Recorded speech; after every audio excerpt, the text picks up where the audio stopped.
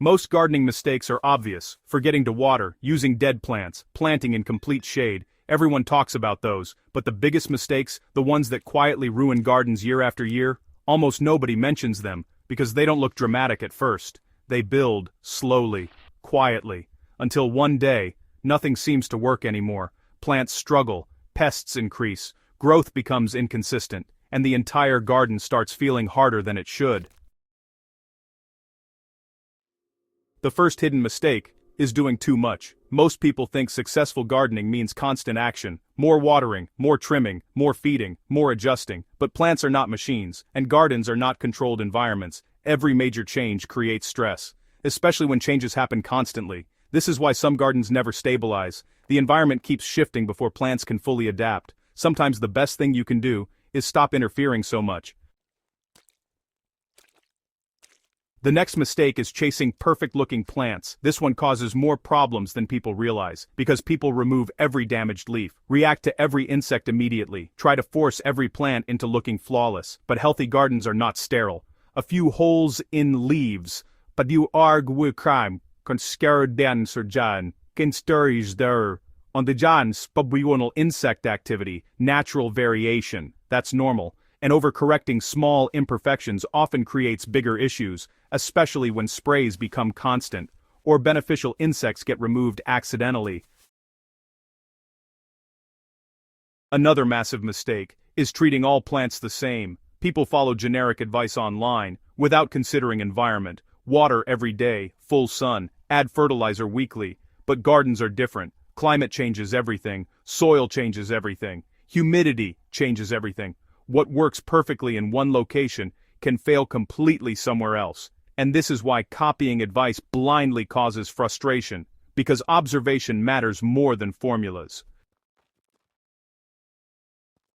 Another hidden mistake is ignoring airflow. This one quietly destroys gardens every year. Plants packed tightly together might look beautiful at first, dense, lush, full, but restricted airflow traps moisture, and trapped moisture creates disease pressure. Mildew, rot, fungal spread, especially in humid conditions. And the frustrating part is, most people don't realize airflow was the problem. They only notice the symptoms later. Another mistake people rarely think about is feeding plants while starving the soil. This happens constantly. People focus entirely on the visible plant. More nutrients, more fertilizer, more products, but healthy plants depend on healthy soil biology. Microorganisms, fungi, worm activity, organic matter. Without those, the soil becomes weaker over time, even if nutrients are constantly added, because soil is not just a container, it's a living system, and when that system weakens, everything above it becomes unstable too. Now here's one almost nobody talks about: planting emotionally instead of strategically. People buy plants because they look good, not because conditions support them. A plant might thrive in one part of a garden and fail completely somewhere else, only a few feet away. Different moisture, different sunlight, different wind exposure.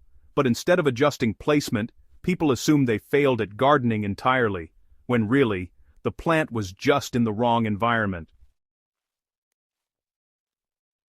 Another major mistake is trying too many new methods at once. This destroys consistency. New fertilizer, new watering schedule, new mulch, new soil mix, new products, all at the same time.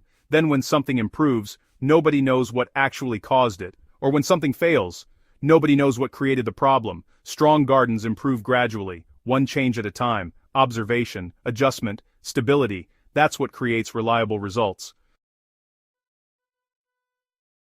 Another hidden issue is impatience. This one affects almost everyone. People expect gardens to respond instantly, but natural systems move slowly, especially below the surface. So when results don't appear immediately, people panic. And panicking creates interference. More products, more changes, more stress on the system, when often, the garden simply needed more time. Now here's a mistake that quietly weakens plants everywhere: overprotecting them.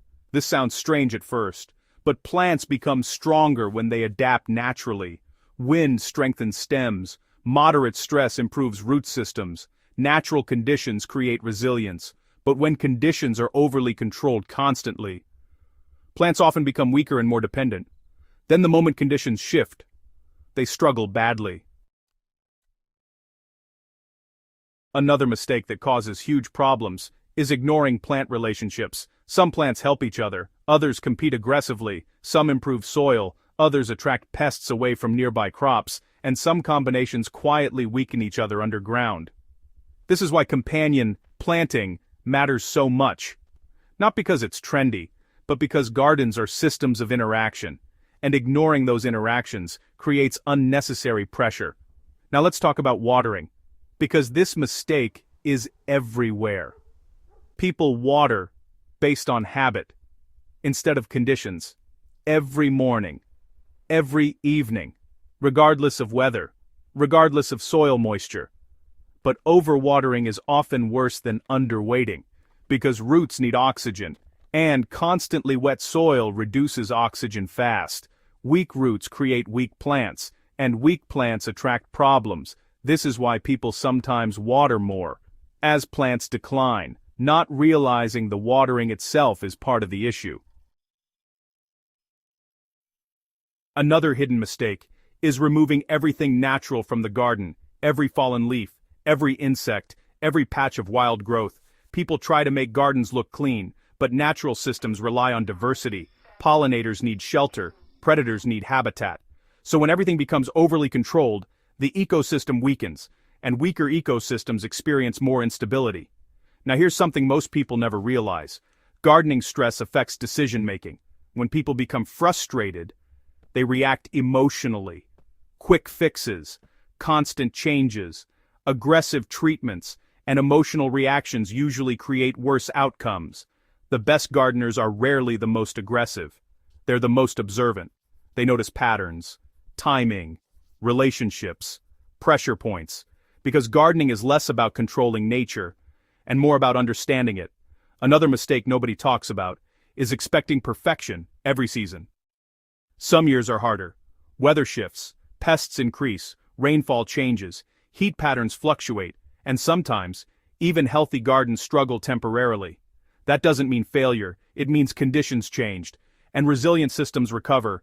That's the real goal, not perfection, recovery, because recovery is what keeps gardens strong long-term. Now here's the biggest hidden mistake of all: treating gardening like a battle, constant fighting, constant control, constant correction, when the healthiest gardens usually feel calmer than that. Balanced systems don't require non-stop force, they support themselves naturally.